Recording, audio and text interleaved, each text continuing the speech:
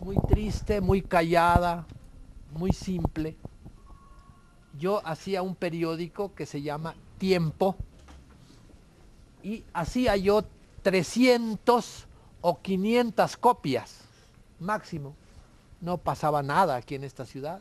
Cuando por la noche del 31 de diciembre, para amanecer 1 de enero de 1994, la ciudad comenzó a, pues no sé si a temblar o a preocuparse, porque algo raro estaba ocurriendo.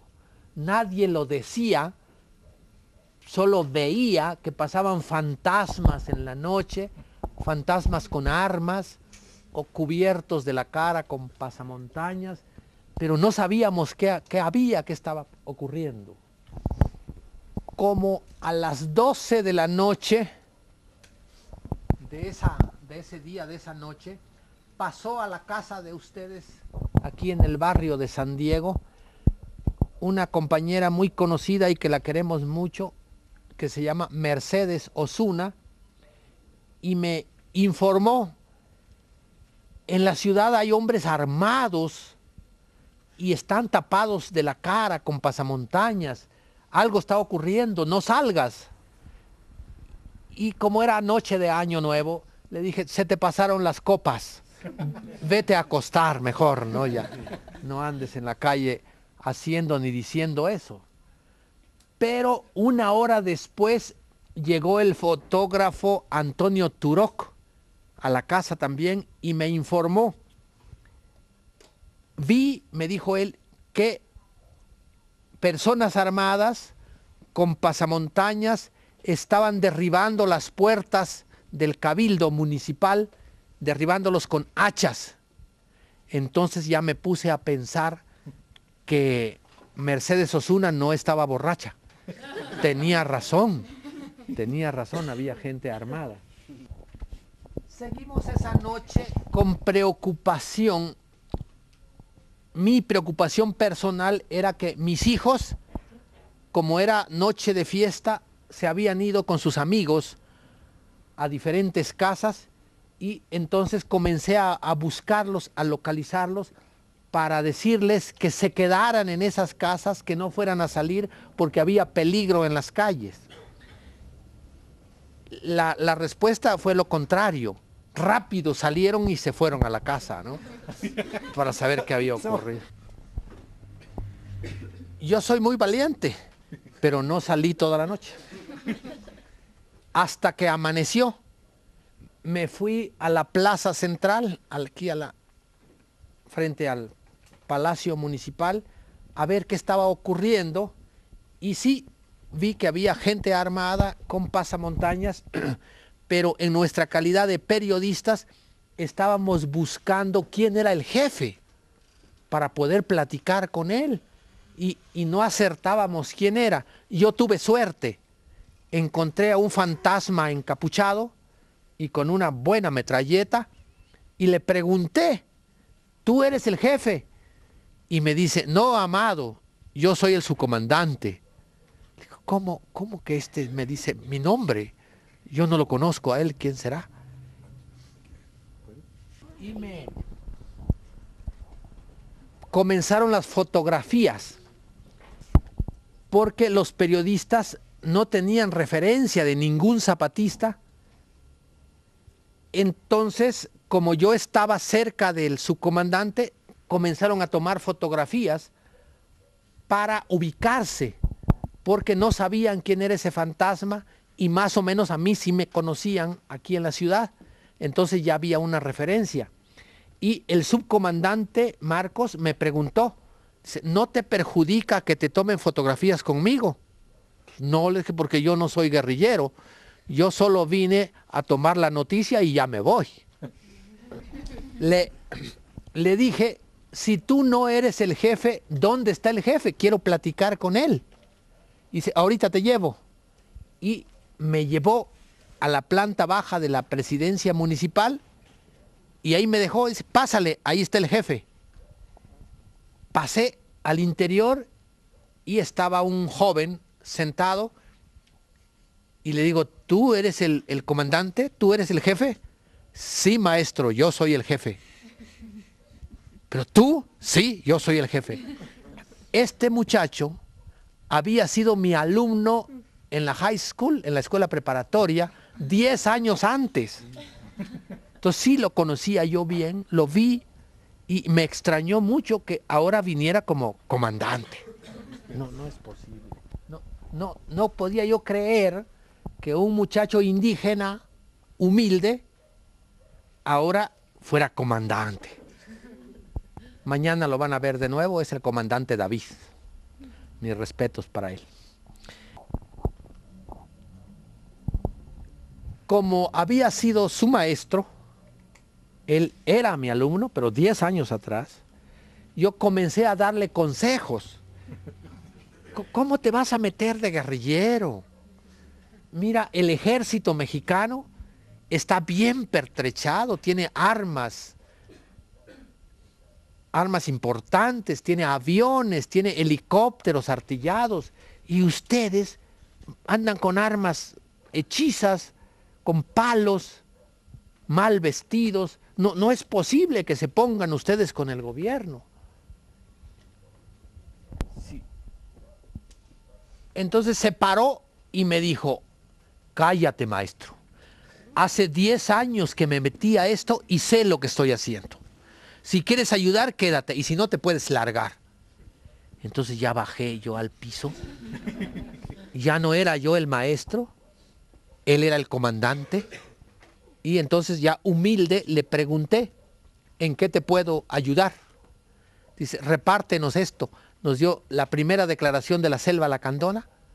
Ahí me entregó una copia, lo multipliqué y lo distribuí con los periodistas.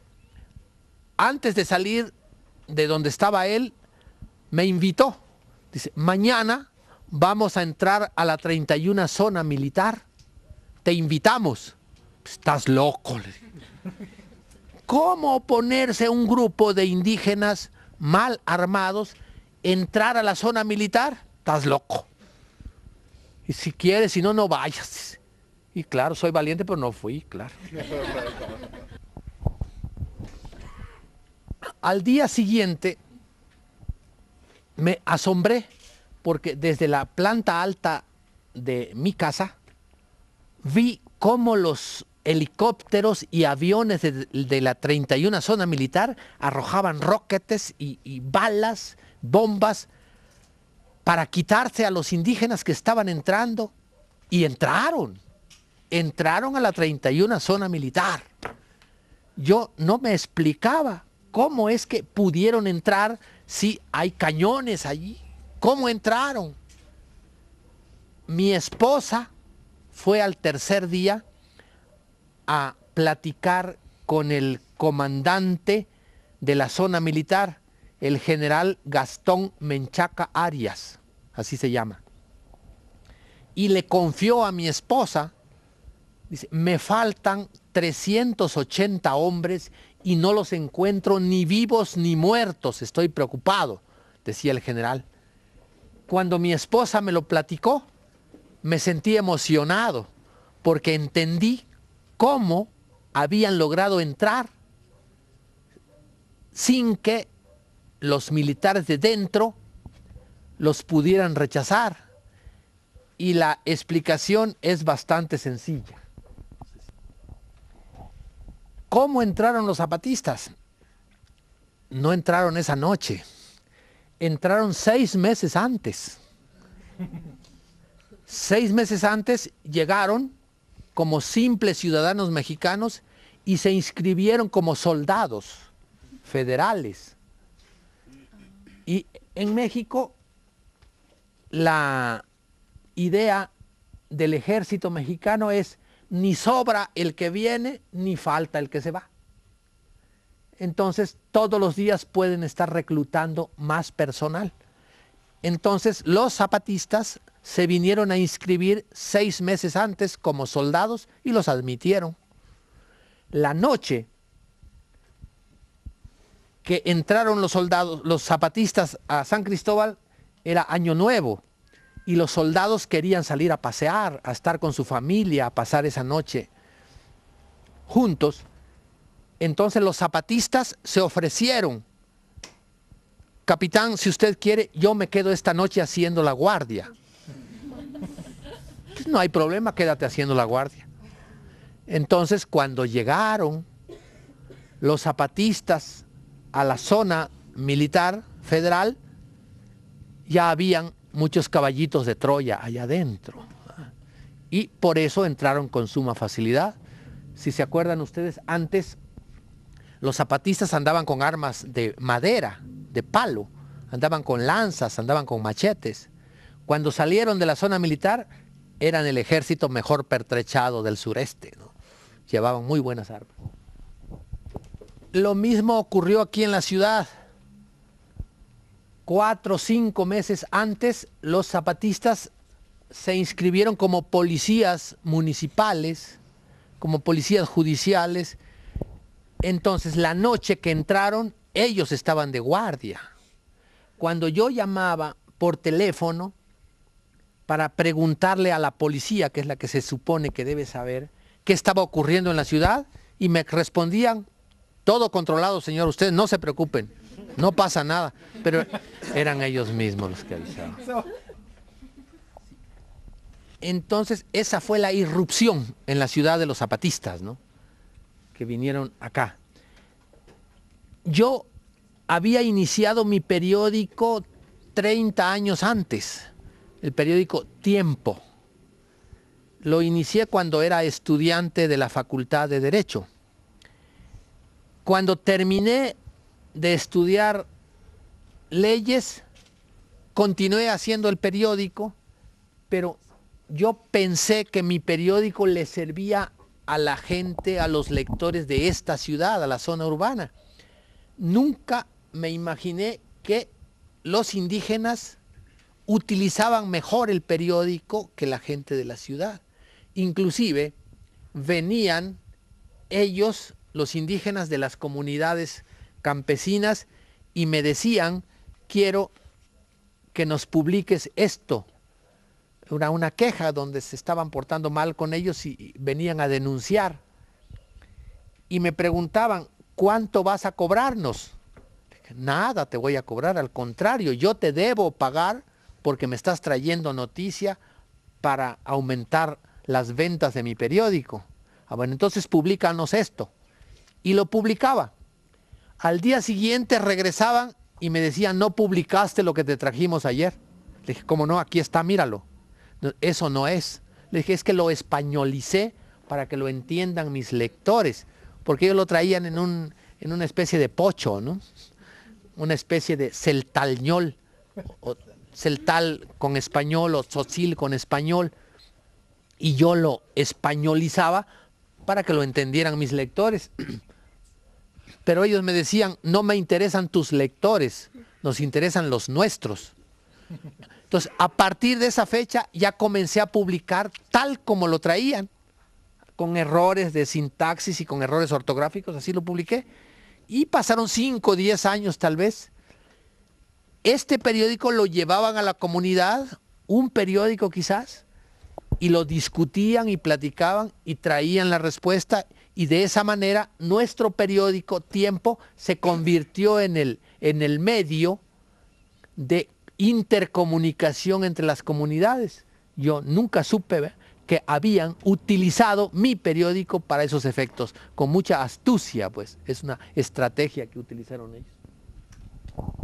Los indígenas,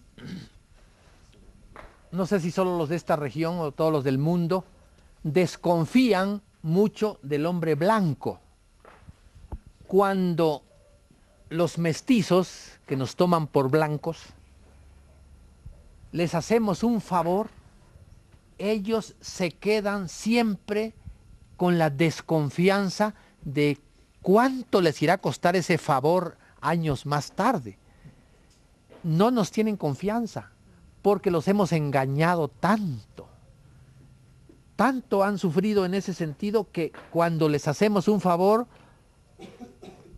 ellos se quedan como deudores que más tarde nos tendrán que pagar ese favor.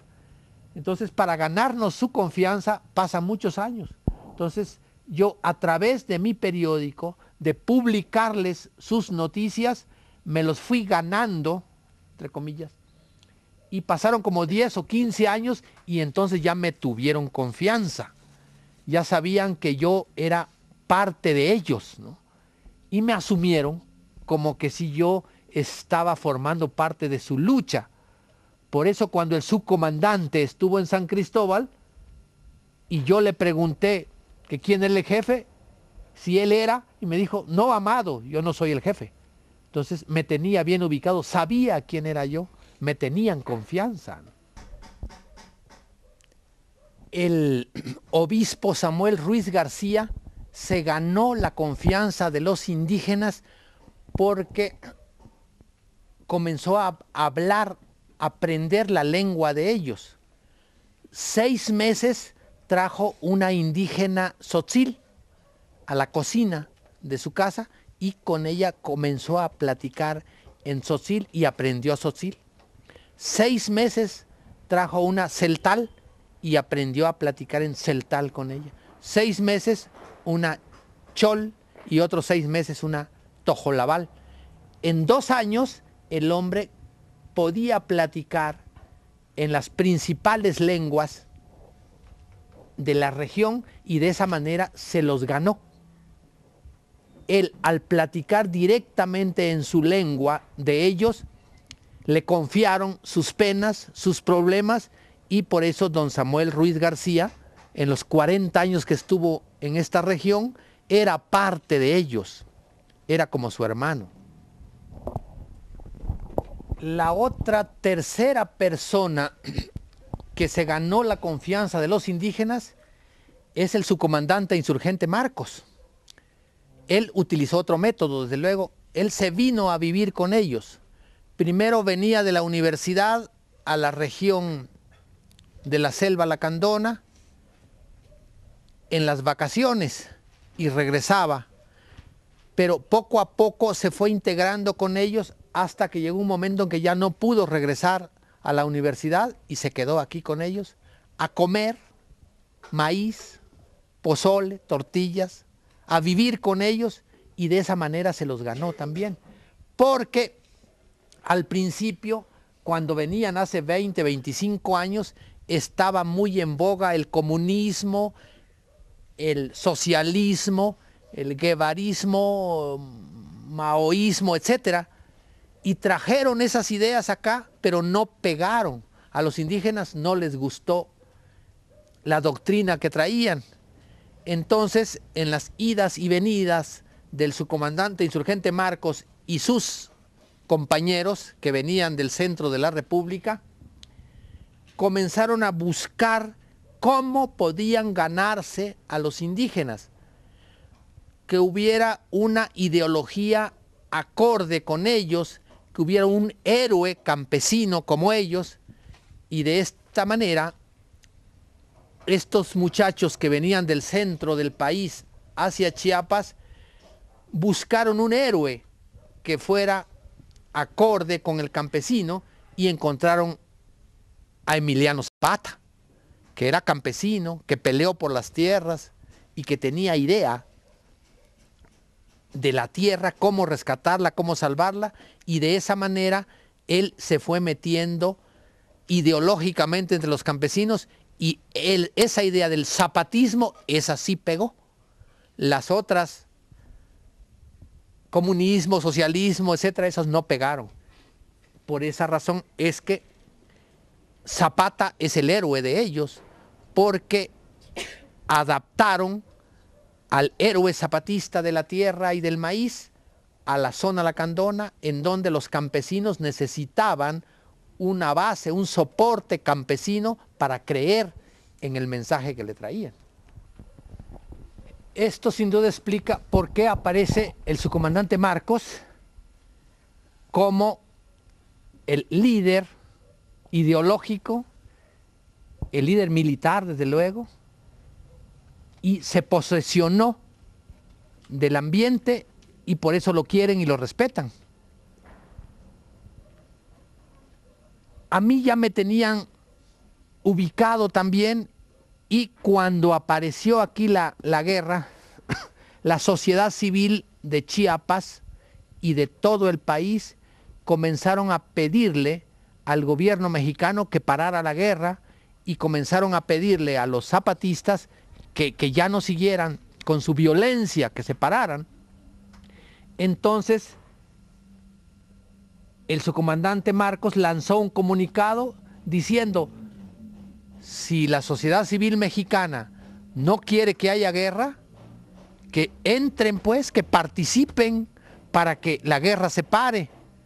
Y fue ahí donde comenzó mi desgracia personal, porque la sociedad civil comenzó a señalarme como la persona que podía participar en elecciones por la vía civil, por la vía pacífica, para detener la guerra, para cambiar la situación en Chiapas y cambiarla en México. Fue así como comencé a aparecer como candidato a gobernador en Chiapas.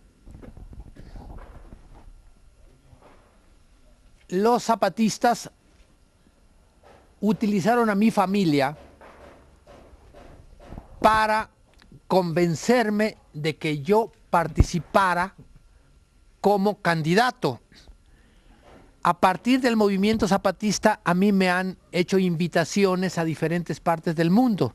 He estado en los Estados Unidos con varios amigos de acá en 4 ocasiones, en Europa en otras 4 ocasiones, y en América del Sur. Cuando regresé de América del Sur, de Santiago de Chile, entré a la casa, estaba mi familia reunida esperándome, y lo primero que me dijeron fue: tú vas a ser candidato a gobernador de Chiapas. Digo: si no me han dicho nada, ¿cómo lo sé? Dice: tú sabes que en esta familia somos democráticos, tú eres un voto, ya perdiste. Entonces le dije a mi familia, para conocer, para saber las condiciones en que voy a participar como candidato, pues quiero hablar con los zapatistas, con la comandancia. Entonces le dije: mañana temprano nos vamos a la selva a hablar con el subcomandante y con los comandantes. Y mi hija mayor dice: no, ahorita nos vamos. Le digo: vengo muy cansado, acuéstate atrás en el coche y vámonos. Y me llevaron a la selva. Estaban en esa ocasión la comandancia en una comunidad que se llama Prado, selva adentro. Y los encontré ahí y les pregunté: ¿ustedes quieren que yo sea candidato a gobernador del estado? Sí, señor, queremos que tú seas el candidato a gobernador, pero no un gobernador común y corriente. Queremos un gobernador de transición, solo para hacer el traspaso. Es decir, participas en elecciones, triunfas en las elecciones, convocas a un Congreso Constituyente, le presentas un proyecto de constitución, que lo modifiquen, lo aprueben o vean qué hacen, y en cuanto termine esa nueva constitución, tú convocas a nuevas elecciones para que el candidato que haya triunfado en esas nuevas elecciones sin ventajas, a ese tú le entregas el bastón de mando y te retiras a tu casa. Perfecto, así sí participo. Y entré a las elecciones. No sé si... Entonces, acepté ser candidato a gobernador, porque no me quedaba de otra, además, ¿no? Y fue fácil triunfar, muy fácil, porque los zapatistas me dijeron: tú no tienes que hacer campaña política en toda la zona zapatista, es orden militar que todos van a votar por ti, punto.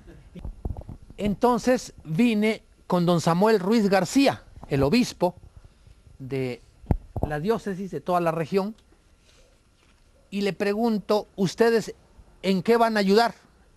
¿en qué van a cooperar para esta campaña política? Dice, ya estamos cooperando. Hay 10,000 catequistas haciendo campaña por ti. Así es que no te preocupes, vete a otra parte donde no haya quien te apoye. Entonces me fui a hacer campaña a la costa del estado, en el Pacífico, y como había mucho rencor en contra del partido oficial, entonces todo mundo me iba siguiendo y mi nombre era, no lo conocían, pues era Amado Avendaño, nadie lo conocía. Pero si detrás estaban los zapatistas, entonces ya el nombre sonaba más. Entonces el gobierno, el partido oficial, temió perder las elecciones y entonces tramaron cómo asesinarme, pero que apareciera como un accidente. Yo me iba a morir en un accidente, no que el gobierno me hubiera matado. Entonces contrataron un tráiler y organizaron en la capital Tuxtla Gutiérrez un desayuno en donde debían estar todos los candidatos. Yo nunca pensé que ese desayuno era para asesinarme. Entonces estuvieron insistiendo mucho que yo debía asistir a ese desayuno. Yo estaba en Tapachula y tenía que viajar a Tuxtla Gutiérrez para participar. Yo no sabía que en el camino estaba un camión esperando para enfrentar a mi vehículo y aplastarnos, ¿no? Solo que hay Dios, ¿no? Yo soy cristiano y creo que Dios sí está pendiente de nosotros. Entonces le pedí a mi chofer, que era mi sobrino, que hiciéramos como que regresábamos y que luego regresáramos al llegar a Mapastepec, donde yo nací. Entonces el tráiler, que llevaba un ritmo de velocidad para chocar con nosotros, se tuvo que parar porque no veníamos allá en el horizonte. Entonces cuando regresamos, nuestro vehículo, el tráiler se arrancó para chocar con nosotros, pero la velocidad no la alcanzó. Iba como a unos 50 o 60 kilómetros por hora cuando chocó con nosotros. Entonces no pudo chocar bien y lo que hizo fue arrastrar nuestro vehículo y lo aplastó contra la pared. Entonces ahí fallecieron 3 personas, los 3 que iban de este lado, y yo iba de este lado delante, detrás iba mi hijo, más atrás otro amigo. Los 3 que iban de este lado quedaron aplastados y fallecieron. Yo quedé muy mal, se rompieron todas mis costillas, se rompió mi cráneo, pero quedé vivo, ¿no? Entonces mi hijo, que iba detrás de mí, excuse me, como me iban acompañando zapatistas, le comunicaron inmediatamente al subcomandante Marcos que había habido un atentado y que estaba a punto de morirme. Entonces el subcomandante lanzó un comunicado que era una amenaza. Decía, a quien corresponda, claro, era a Salinas, ¿no? Y decía el texto, la democracia en México depende de la vida de ese hombre, sálvenlo, sálvense.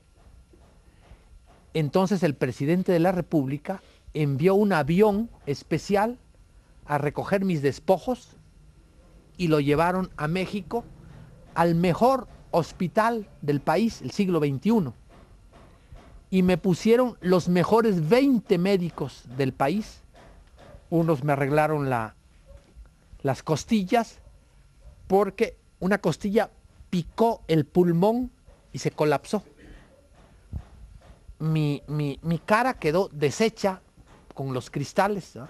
Entonces pusieron un cirujano plástico que me compusiera la cara. Yo era muy feo, ¿eh? y, y, me, y, me, y me arreglaron todo, ¿no? Sí. Entonces, inclusive el propio presidente de la República fue a visitarme en mi lecho de muerte. Es decir, lo que querían el presidente Salinas era demostrarle a los zapatistas que él estaba haciendo todo lo posible por salvarme, ¿no? Entonces, personalmente llegó a verme en donde estaba yo en la cama, pues casi muerto, ¿no? Por fortuna nunca me di cuenta de la presencia del presidente de la República, si no tal vez muero, ¿verdad? Pero mi esposa se quedó aquí y en México me tenían pues con las mejores atenciones del mundo, ¿no? Porque estaban tratando de rescatar mis restos, ¿no?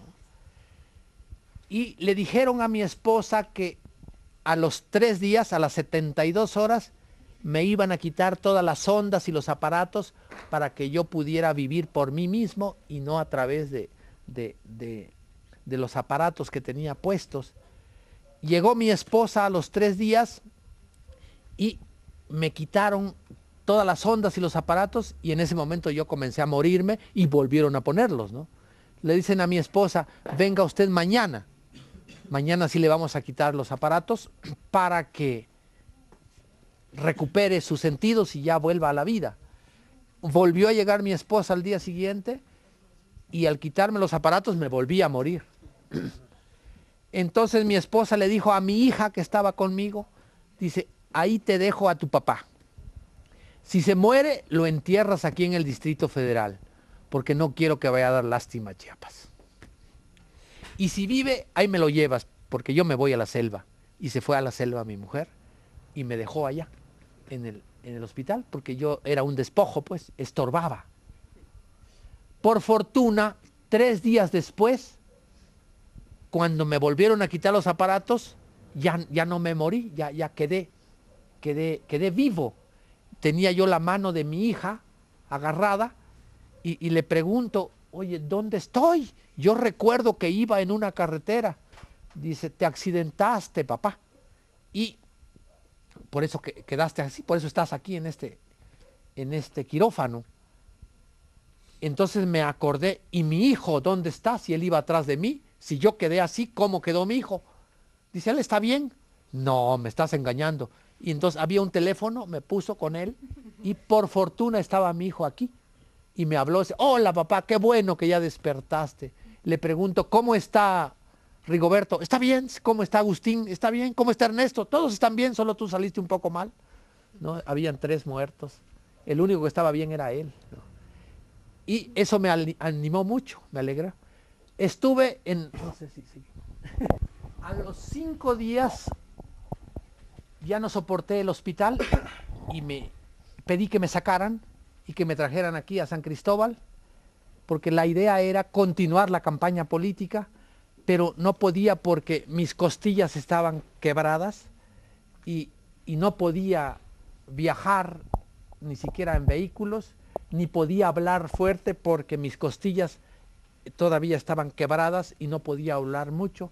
Entonces solo hacía yo los discursos y mi hija los leía ante el público, aparte de que se organizaron en todos los municipios unas comitivas, así como vienen ustedes ahora, para hacer campaña, y como un mes después iba a ser las elecciones, porque el accidente fue el 21 de julio y las elecciones fueron el 25 de agosto. Entonces estaba muy reciente. Cuando fueron las elecciones, pues por coraje, por lástima o por compasión, todo el mundo fue a votar por Amado Avendaño, ¿ya? Porque perdió el gobierno la confianza y la ganó Amado Avendaño con los zapatistas detrás y fue un triunfo arrollador. Ganamos de calle las elecciones. Entonces ganamos las elecciones. Pero en este país, a pesar de que el pueblo vota,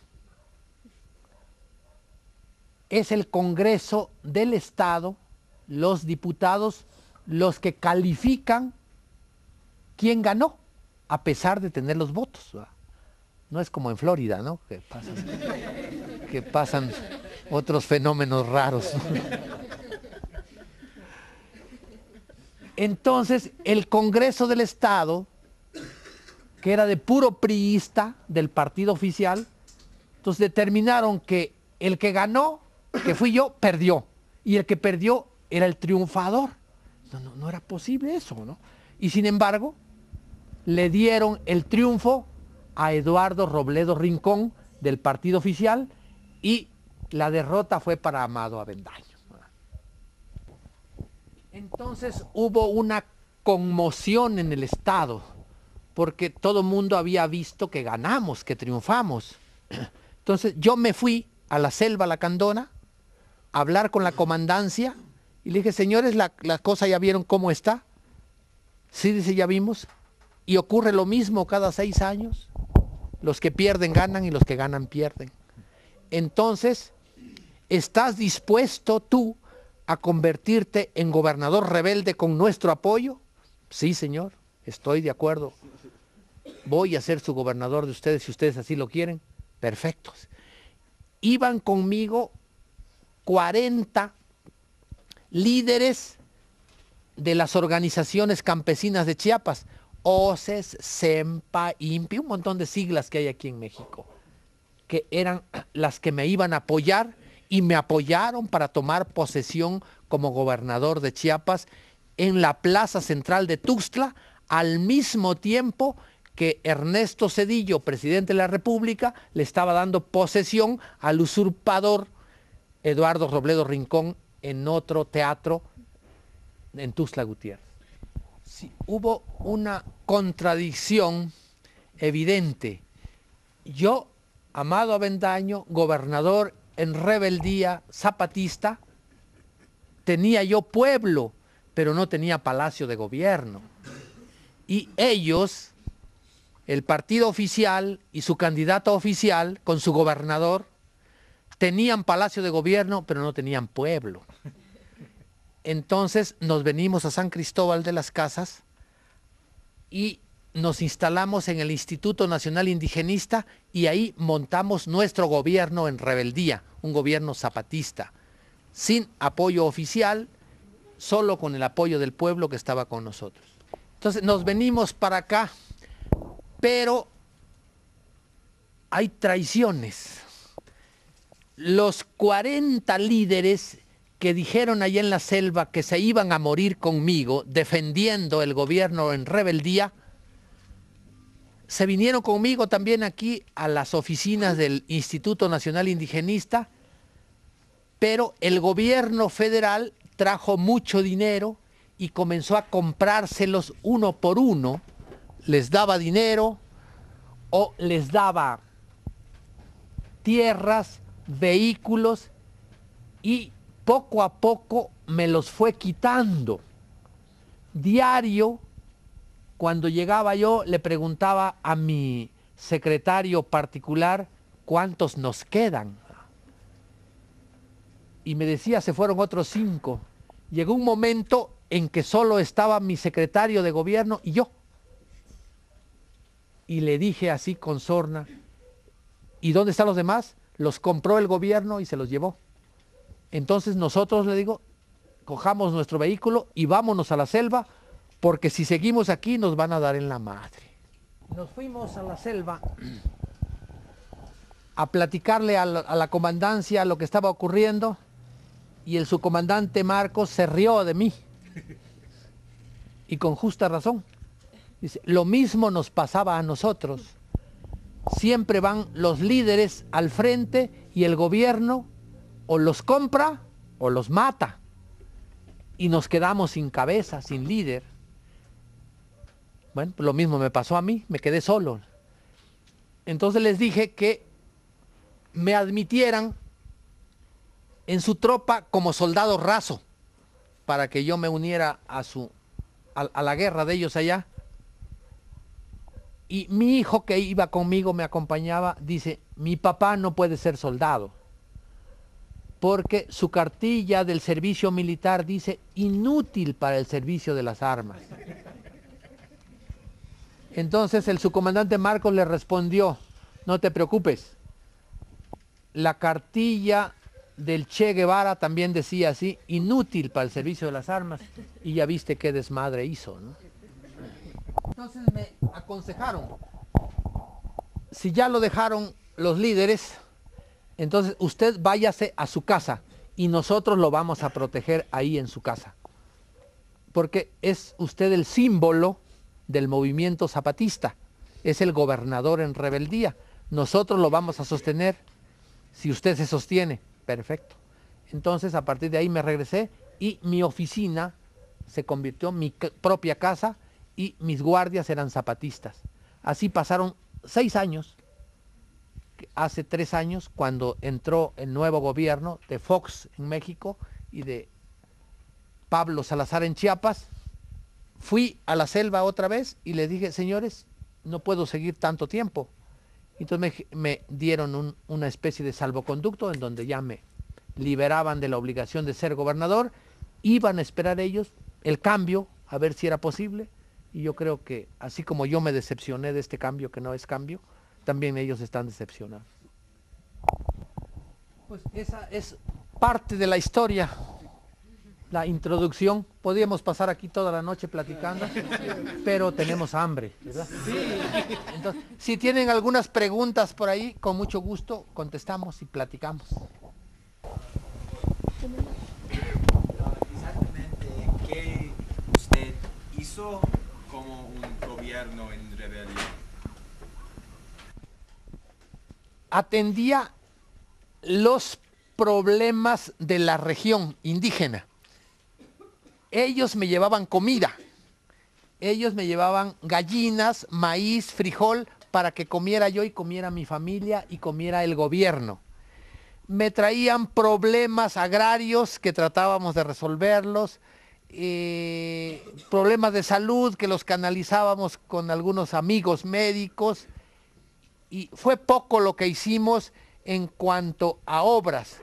Más fue, como dijeron los compañeros zapatistas al final, el símbolo, el signo de mantener un gobierno zapatista durante 6 años y para demostrarle al pueblo de México que el gobierno mexicano es mentiroso.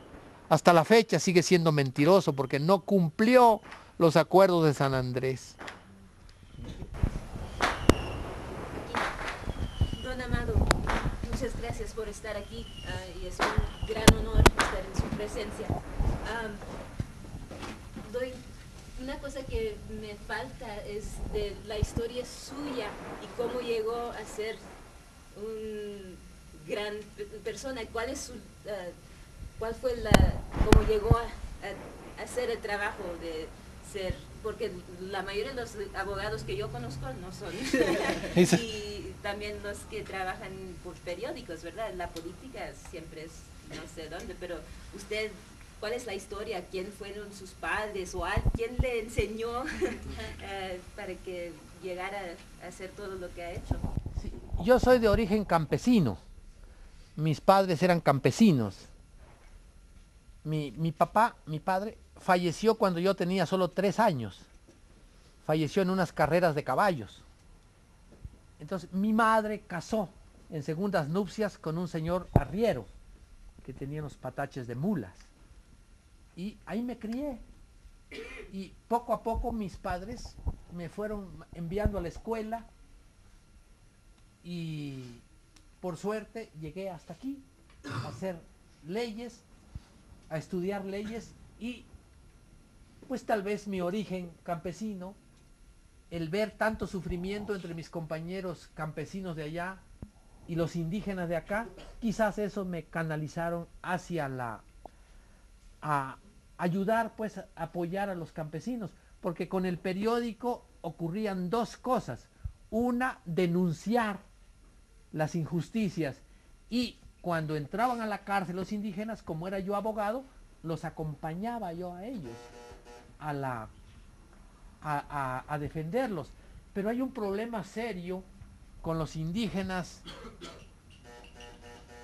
porque, no sé si le paro, No está bien, sí.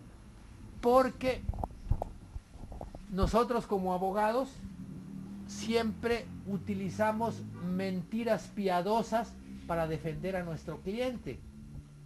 Y les decía yo, tú golpeaste a esta persona, pero nadie te vio. Si no hay testigos, pues no te pueden acusar. Es tu palabra contra la palabra del Señor. Entonces vas a negar que tú lo golpeaste. ¿Viste? Cuando estábamos ante la gente del Ministerio Público, ante el juez, le decía yo, ¿verdad que tú no lo golpeaste? Sí, yo lo golpeé. Íbamos a quedar pues que no. Pero es que ellos piensan que no pueden decir mentira jamás. Los mayas son hombres de verdad.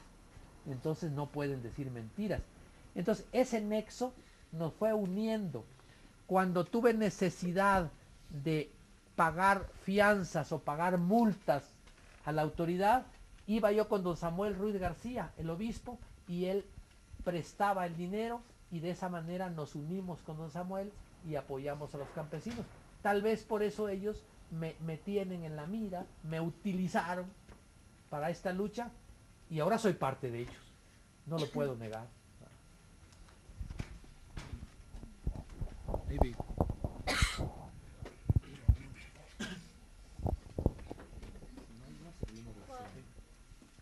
Are there any more questions? Podemos seguir la escena y todavía continuar. Continuamos. So we can continue questions during dinner as well. Continuamos esta noche y mañana. Muchísimas gracias. Gracias. Todos gracias a don Amado de Mayo.